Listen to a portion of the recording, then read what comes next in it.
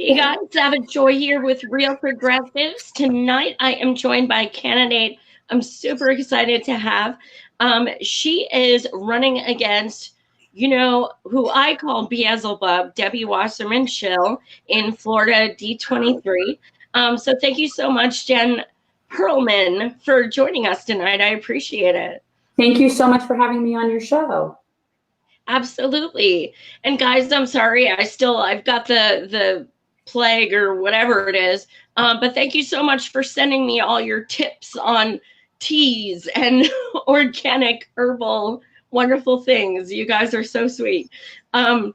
So in any case, what inspired you to run, and especially in such a really big race? She has been my congressperson for almost 15 years. So it's something that I've been watching a decline of for quite some time. And I actually voted for her in the beginning. So this has been going on. I've been a constituent since she's been there. And the truth is that my oldest just left for college. I reactivated my law license recently, and it just seemed like an opportune moment I had the time to be able to really do that. But it's definitely something that has been in my mind in terms of anybody challenging her.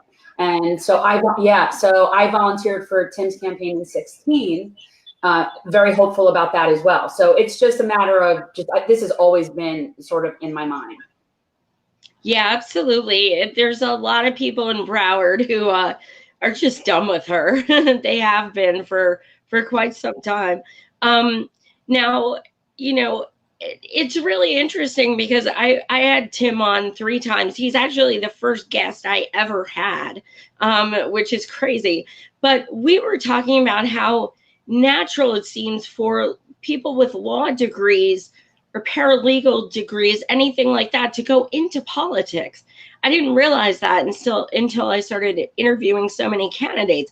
But do you think that's going to be advantageous for you, especially given her proclivities to cheating all the time? Yeah, well, we have a group of people that are going to be on top of that as much as we can be as far as her cheating. But no, I think that there's just probably a certain type of person that's drawn into the concept of policy in the first place. So, I actually decided to go to law school. I was working at the Indiana Chamber of Commerce as the media relations director. And I was doing things like setting up press conferences at the State House and at the governor's office and working with the lobbyists for the chamber. And I decided that I wanted to lobby for nonprofit. So I actually spoke with them and asked, would it be a good idea to go to law school? And I got, the consensus was yes, that it would be helpful to go to law school. So I actually went to law school to lobby for nonprofit.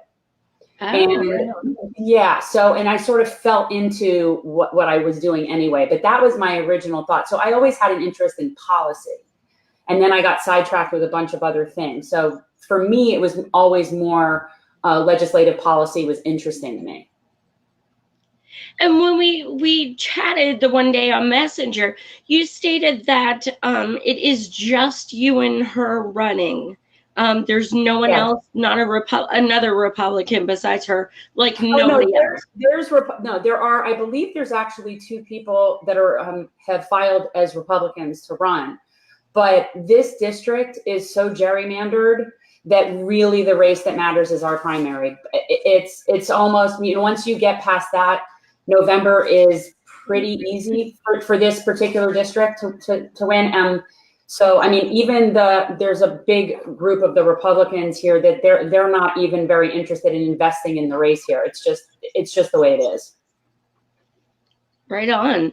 Well, what is your ground game like there? Do you have a lot of supporters who really just want to take her ass out?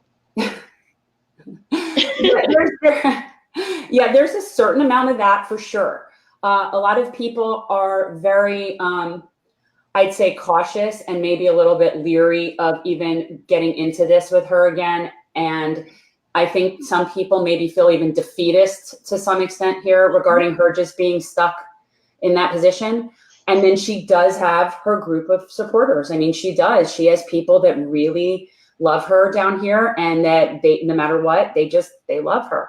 So it's an interesting mix. And the biggest issue is going to be for us to get voters to come out in a primary, let alone an August primary, and it's a closed primary. So to make sure everybody's registered as Democrats, I think it's 30 days prior to the primary. So, it's hard enough to get people to come out and vote in a general election. So then when you add these layers, it's definitely harder. But I do think that there are people that are being more aware now of what's going on, and they're more interested. So, I work with the League of Women Voters, and we have been registering a lot of voters. So I think it's just people are becoming more aware. I actually think that's a Trump phenomenon. I'm sorry? I think it's a Trump phenomenon. I think more people are just aware and paying attention and outraged by whatever their side. Everybody's just angry about something. So people are aware. Yeah, absolutely. That's one thing he did, is he inadvertently woke people up and got them off their asses. It's a shame it came to that, but if you're I actually knew he would facilitate the revolution. I had this. Oh yeah. That's what I said. I said that will facilitate the revolution. And I still think had Hillary won, we'd be exactly where we are, if not somewhere worse. And people would be paying less attention and have their heads back in the sand. So, a lot of people think that that's crazy, but I think anyone who knows history, and it was in that election, like I was at the Democratic convention and I was like, Trump just won. Like he won now. Like he won because he paid attention. They prefer that. I think they prefer that in a lot of ways. Absolutely. Yeah. So, we see this for what it is, but it's the obstacle that we're up against, and even here. Absolutely. It's so refreshing to have a candidate who acknowledges these things. You have no idea. Yeah. Well, I realized within the past few months that I'm only going to make certain inroads within establishment groups, and that it just to walk a line and not be totally myself and genuine just does not make sense, because it's not going to serve in any way. So it is what it is. Absolutely. They're going to try to battle any progressive, regardless if you try to work with them on something. Exactly. So just screw it. And I'm being as politically diplomatic as I can be, but basically, yeah, that's where I've come to with this in the local sense. Yeah. Absolutely. So one of the biggest things, obviously, between you guys is you don't accept big money in politics. She's known for it. She's probably still using some of our money she stole from Bernie, if she hasn't used that already.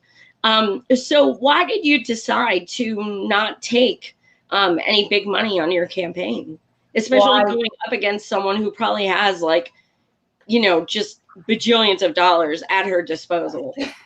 Yeah, well, I wouldn't vote for a candidate who takes corporate money. So there's no other way to do this. It's if you can't do it this way, then you shouldn't be doing it at all. And one of the biggest reasons that I'm doing this is because she takes so much corporate money. So that's its own answer. It's just enough already.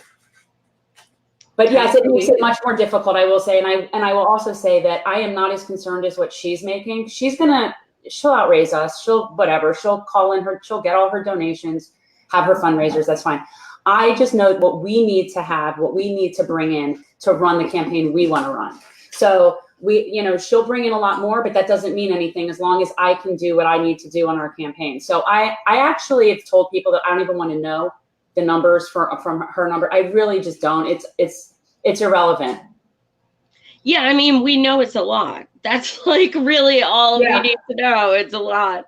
But then you take someone like AOC, who was donated like a fraction of the money to, and whooped his ass. Yeah. So it Bernie says, they have the money, but we have the people. And that does matter. Absolutely. So as far as Green New Deal, of course, that's imperative right now, but also the times I interviewed Tim, he told me a lot about the water around around Florida and everything, and how bad how bad it is, and how many fish are dying, and things like that. Do you want to talk on that, and also what you hope to see happen and what you would propose? Yeah, I mean, we have several different water problems going on simultaneously here. So it's so many things. So on the one hand, we have what's called a blue-green algae, which is a toxic form of algae that forms in it. That's an inland water problem as opposed to an ocean problem. So we have a lot of inland waters here. So what happens is there's this toxic algae that forms as a result of, my understanding, has to do with the nitrates that are released from agricultural polluters. So like industrial agricultural polluters. So here, Big Sugar is a big one, but they're not the only ones. I mean, it's just, so they have runoff, and it's connected to something with Lake Okeechobee and the pollution of Lake Okeechobee, and then where they let that flow out to and how it affects everything coming down from there. That's as scientific as I understand that, the blue-green algae. But a big part of it is from Big Sugar. And so, that is something that you could curb, certainly by, I mean, Debbie supports giving subsidies to Big Sugar. So I don't, so there are things that you can do. That sometimes it's a natural phenomenon. Like we also have the red tide issue. That's more of a Gulf water issue. But that is a naturally occurring thing that happens seasonally. There are red tides, but the chemicals exacerbate the problem, and it makes it so much worse. So this past year, the red tide was so bad down in areas like Naples, Sanibel Island, along the Gulf Coast there, that they were finding huge fish, like deep ocean fish, just dead, washing up on the shore. It was something they'd never even seen before. So it's definitely gotten worse. We also have bacteria in the sand and the water on the East Coast, which is another problem, that people are getting different kinds of bacteria infections from the water in the East. I am not entirely sure. They say that's tied to fecal matter, but I don't know what the cause of that situation is. But yeah, we have a lot of problems that we're dealing with here, and it's going to start to affect our drinking water. And it's a problem. I mean, we need to be addressing these issues, and we're not doing anything. Wow. And then I know places like the Sierra Club endorse DWS. So then I looked into it because I'm like, wait, that doesn't make sense. And they're just not environmental whatsoever. So people see that and they think, oh, okay, well, you know, he's good. Yeah. What else about the Green New Deal do you think is imperative that we take care of? Well, I mean, just from an environmental standpoint, and I was just thinking about this today, the roads, the infrastructure, the problem is so bad here. And one of the things they've taken to doing is they take 2 lanes of an existing highway and they barrier it off. So now it's an express lane for people who pay for it. So they're not adding 2 lanes and making that a paid thing. They're actually annexing 2 existing lanes from taxpayer highways that now you can only go in, and the money changes depending on the time of day, how much it costs to go through. And I'm thinking this would be solved if we had actually rail in this city, anywhere. We have no high-speed rail. We have no good mass transit here. I mean, that's a major problem. But as far as other parts of the Green New Deal, the concept of everybody having a job is very appealing to me, and people actually earning a living wage. So the economic aspects of it are pretty massive. Absolutely. That was going to be my next question, a federal job guarantee. A lot of people forget that that's like in the Green New Deal, and they're like, well, no. You don't support it if you don't support the federal job guarantee. So Joe wants to know if you're an Elizabeth Warren supporter. You know what? I'm not anti-Elizabeth Warren, but I wouldn't say she's my choice. So I'm not an Elizabeth Warren hater, but no, that's not my pick. Who's your pick? I'm a Bernie girl.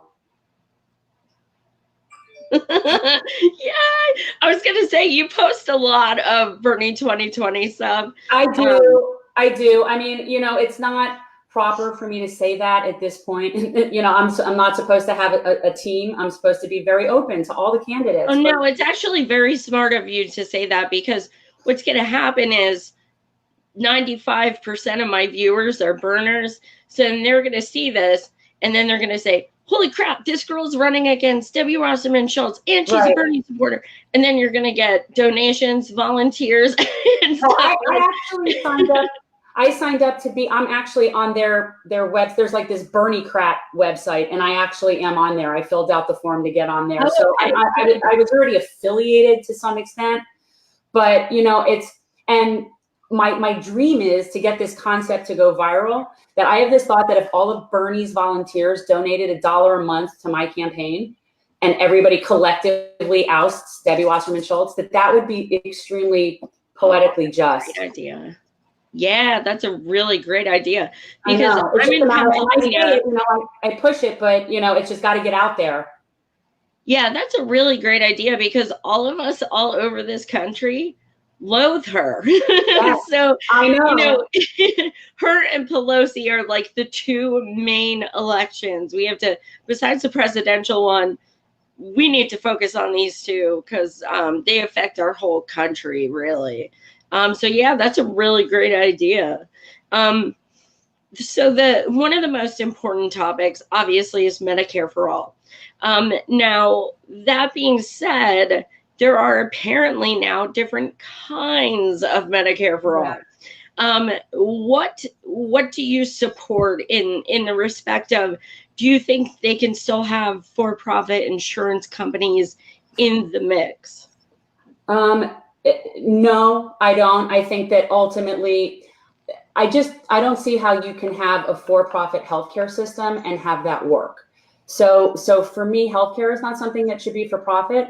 Now, if everybody has Medicare for all that includes everything that we need, and there's people that want to pay supplemental insurance so that when they have babies, they can have them in 5-star maternity wards and have, the Ritz-Carlton of service, then all the power to them.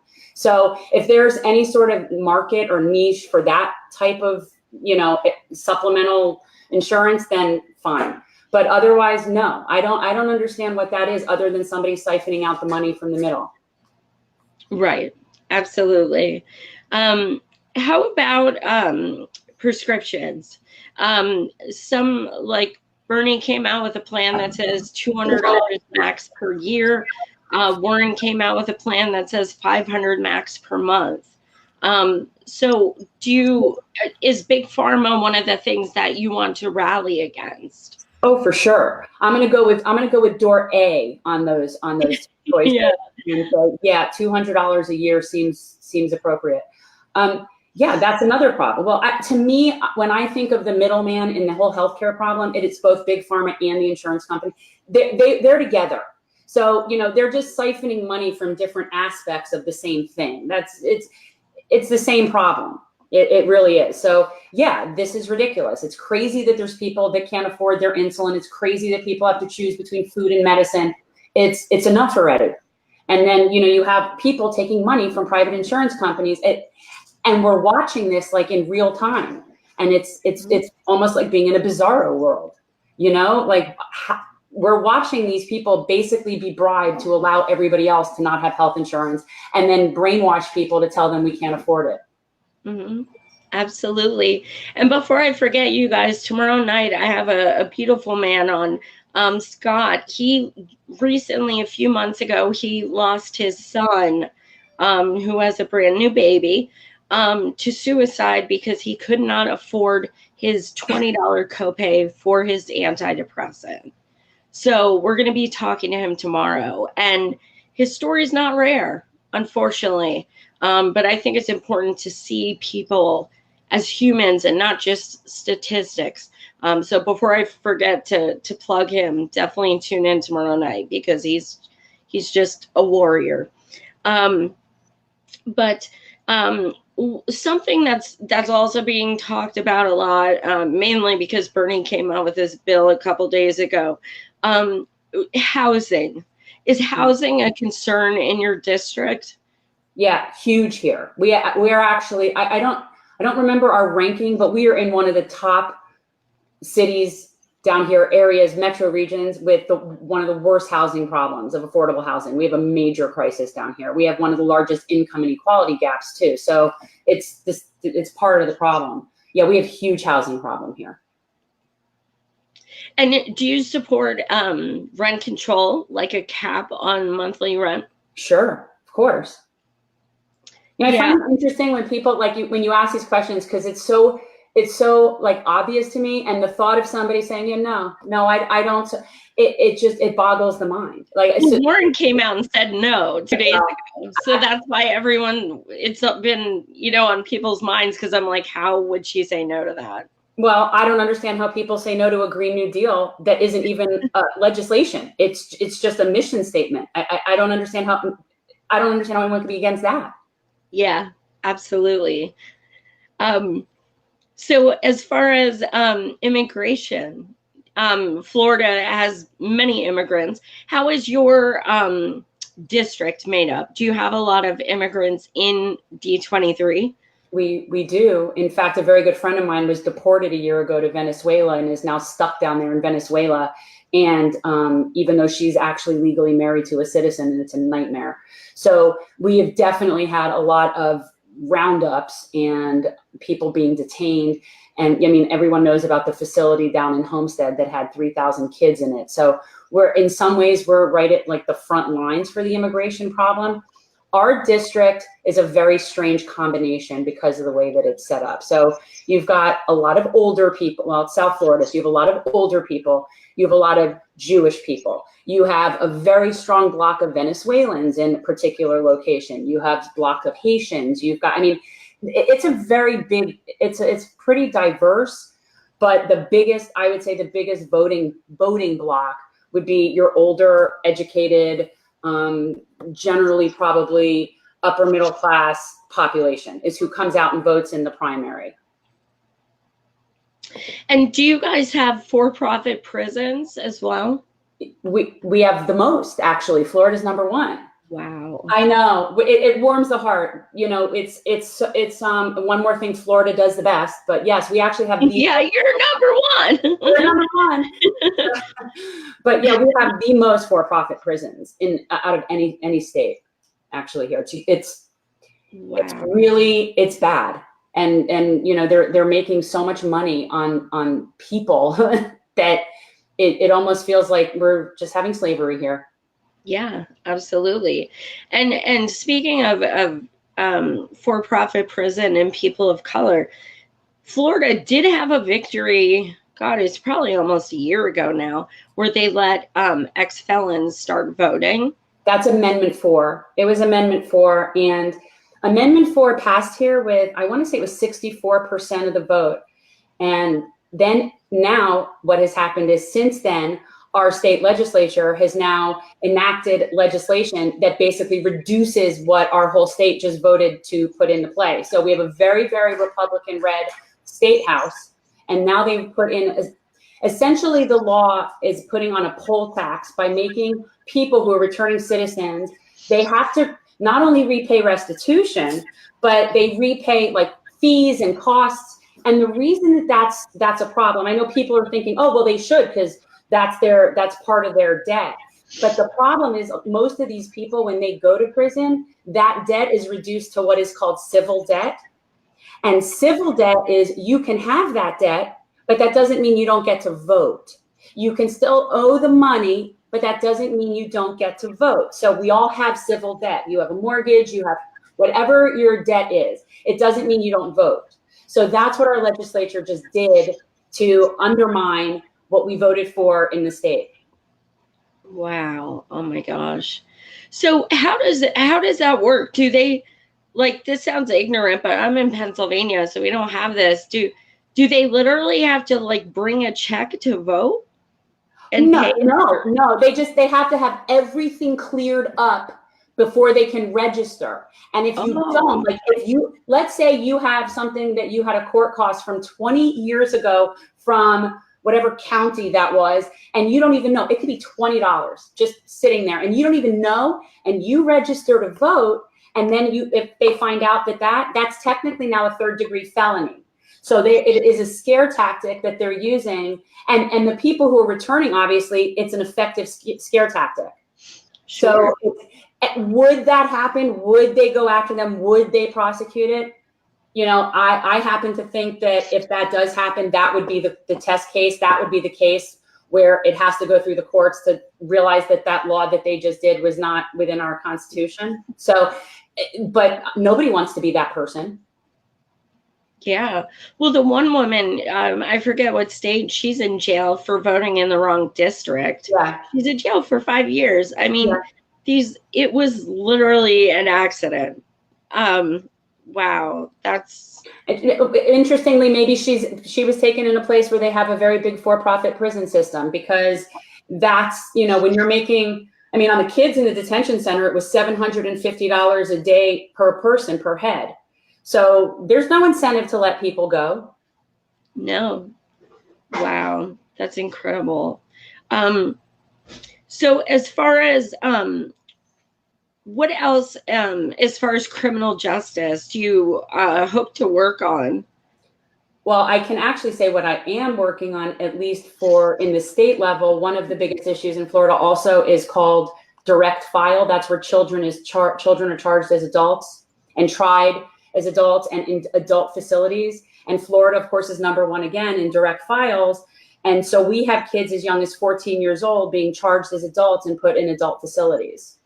So that the direct file issue is big for me. I'm co-chair of the Juvenile Justice Committee for the League of Women Voters in Broward. And that issue is basically going to be our primary issue going into the 20 legislative session here. On a national level, I'm much more interested in decriminalizing marijuana, expunging, commuting, releasing everybody that has been incarcerated for nonviolent drug offenses. And I mean, I wouldn't even know where to start. I mean, I have this dream of a Bernie Sanders presidency, and it would just he'd probably need the first 100 days just to commute everybody's sentences. And, you know, that's what I think. Yeah. What would be a typical thing that, would put a 14-year-old in jail as an adult? Yeah, interesting. See, then this is where the plot thickens, right? So I was sitting in a talk from a gentleman from the Southern Poverty Law Center who actually had all the statistics for Florida for direct files. And actually the #1 reason why juveniles are charged as adults is burglary. Okay, so, but burglary is generally not a violent crime. So you would think, well, they say it has to be a violent crime, but burglary isn't a violent crime. So through further research, the state of Florida has it statutorily that burglary is by definition a violent crime. And so it's almost like just casting a nice wide net to get as many people as possible. And so that is and that's the primary offense, specifically in Broward. I would bet in most places with teenagers, probably that would be one of the main offenses. But yeah, and the scariest part of all of this is that the discretion and the decision as to whether or not to try a juvenile as an adult is solely in the hands of the state attorney. No judicial oversight, no due process, no nothing. So that right there, the due process, is the actual piece of policy that we're trying to get through in Florida, to require there to be judicial oversight for that decision to try a juvenile as an adult. And they keep them in adult facilities while they're pending this. Wow. Oh my gosh. I can't even fathom.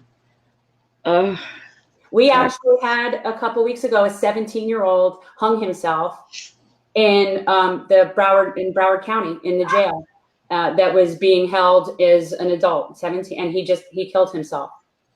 Oh my God. Wow. That's heartbreaking.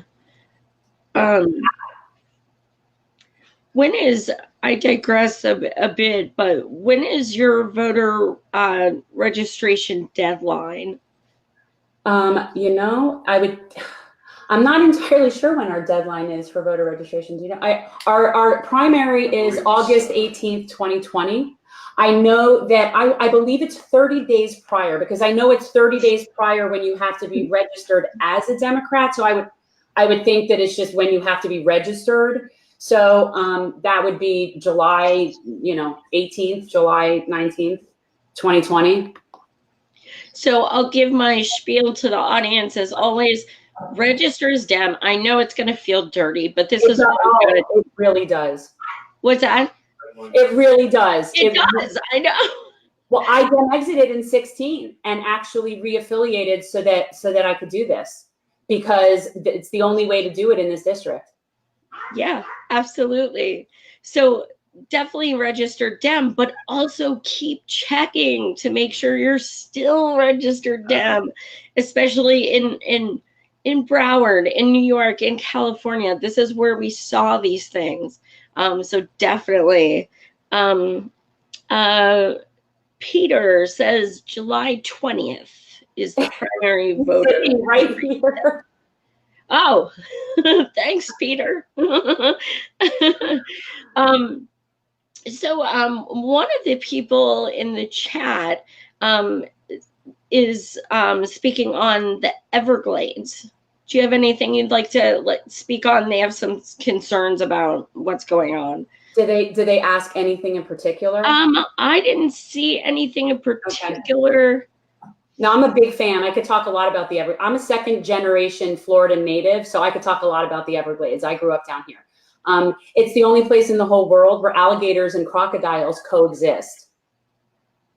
I didn't know. That's Everglades trivia. But on a serious note, right now we are dealing with one particular company that has been given a lease to drill in the Everglades, and the spot where they want to drill is actually, I want to say like 8 miles west of really where people live, but it's right where our drinking water canals intersect. So that's a current situation that's pending in the Everglades, is this particular oil well that we're fighting. In general, there's a lot of problems with the Everglades. We've got invasive species that have taken over. So things like pythons that aren't from the Everglades that are now rampant in the Everglades. So they have open python hunting at certain times of year, and they actually pay people per python to try to gather them out of the Everglades. There's all sorts of, there's a lot of ecological problems out there, but it's just a really special place. Have you ever been? No. I just went to Florida a few months ago when we went to Siesta Key. That's really pretty. It was beautiful. Yeah, and then we went to Key West for our honeymoon. So nice. That's about it. Yeah, Disney a bunch of times. You drove by the Everglades. You drove around the Everglades to get. I know. That was oh my God. And then we had to get back to work. And I was like, I want to go to the Everglades so bad. It's interesting. It's a very interesting ecosystem. It's the only place in the whole world that is its same ecosystem. It's just so unique. And there's so many species that only live there. So it's very special. It's a very special place. So when people talk about doing things out there that not only are going to hurt us, but it's going to kill, they would take out so many different species that would just be destroyed in doing some of these things. So it's constantly having to be on watch for the Everglades. Right. And I mean, I'm sure I know the answer to this anyway, but does Debbie Wasserman Schultz do anything about the water, the Everglades, anything? Does she even talk about that stuff? No, I will say this though, when they're talking about the drilling, the current situation at hand, she has spoken out against them doing that. So, and that has been the most recent issue that's come up with dealing with the Everglades. So I've never seen her proactively do anything regarding our water or regarding the Everglades or regarding that. I've never seen her proactively do anything, but and she takes money from Big Sugar that is part of the problem of the blue-green algae. Now that's not specifically an Everglades problem. So it's hard to know. I mean, it's easy to stand up and say, I'm against this drilling, especially when it's sort of the safe answer and you have a lot of collective agreement in that moment. And it's an easy win. So honestly, I don't know. She hasn't like specifically done anything horrible, but she takes money from the Florida Power and Light, essentially. It's NextEra, right? Is that what it is? It's NextEra. NextEra Energy. NextEra Energy. So, I mean, definitely takes money from interests that would be contrary to what we would think is necessarily environmentally sound. Right. Absolutely. Let me see. Okay, so do you think she will debate you? No. I don't either. She, the problem is that there's a couple of issues where she's good, she's gun control, Israel, like there's certain things where she's very popular and, but those are things where she and I agree. So there would be, there's no debate to be had. There's nothing of substance there for us to debate. I agree with her issues there. So no, I don't think that it would, if I were one of her people, I wouldn't recommend that she debate anybody on anything, because what would she say? Well, her only say would be, I'm a woman, you're sexist, but she couldn't do that with you, so she'd be screwed. No. Yeah. So, and more so when I'm a Jewish woman too, so that makes it even harder. Oh yeah. Yeah, I was saying that's that is something that is going to be a selling point for you, being a woman, because unfortunately identity politics are a thing. So what's next for your campaign? Have you started phone banking, canvassing, or is it still kind of early? It's a little early. We've started some phone banking. We haven't started canvassing. We're still working on putting together field people. But we're planning a launch at the end of October. October 26th will be a launch party. Details to be determined at this point. And so really what we're doing right now is needing money so that we can really start off where we need to be. And I really also want a bus. We have this idea of having a bus and being able to be mobile and go all around and do. I'd like this to be service-oriented campaign. So if I have X amount of people that are volunteers in canvassing, we're going to split it up between actually canvassing and doing volunteer stuff. And I really want to support local nonprofits and small organizations. So really, we're going to be service-oriented with this. That's a great idea. So I really like a bus. That's kind of that's what I want. But no, in general, we need money. We need to get out there. We need to be getting ads out and doing stuff and being able to be competitive. So no, we need money right now. Yeah, absolutely. Can you give everyone your, and Peter, if you want to put it in the comments, you can as well. If you want to give your website, your Twitter, your Facebook, sure, all that fun stuff. We are at jen2020.com. That's Jen with one N, 2020.com. And that's the same Facebook. That's our Facebook page as well.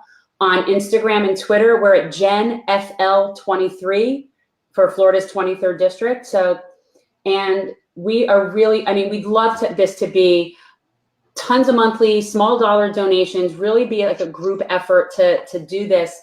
And our website, our ask is 23 for 23. So $23 a month for District 23. We'd love monthly donors to be a part of this and follow us as we really take this on the next year. Awesome. So what is your closing thought that you would like the audience to take with them, just so they can recommend you to people in Florida, or, share this show, give you a shout out? What do you want to leave with them? I would say that the key issue and the key point of my campaign is actually bringing a person in who sees congressional representation as a term of public service and not a career. And while I'm very happy to talk with people about every policy, and I do tend to be left, that really the issue is what the majority of people in this district want, not what my personal opinion is, and not what the donor's opinion, like not a corporate donor's opinion, and not even the Democratic Party's opinion. So it's if you're interested in having somebody that isn't beholden to anybody other than constituents, that's what we're about. Right on. Well, thank you so much for joining us. I appreciate it. Absolutely. You guys, thank you for watching as always. Again, tomorrow night, I have Scott, the gentleman who just lost his son. And that's at 9 p.m. Eastern. Then Thursday, me and the crew, I'm going to be meeting some of my real progressive sisters and brothers for the very first time, because we're all over the world, not just the country. But there's a conference in New York City, and we're all traveling there. So we're going to be filming Thursday night, Friday, Saturday, Sunday. We're all going to escape and be productive, but party as well. So I will see you guys tomorrow night at 9 p.m. Eastern. Again, thank you for watching. And again, thank you so much, Jen. And I wish you best of luck with everything. Thank you so much. Thank you so much for interviewing me. Absolutely. And thanks, Peter. Take care. Bye.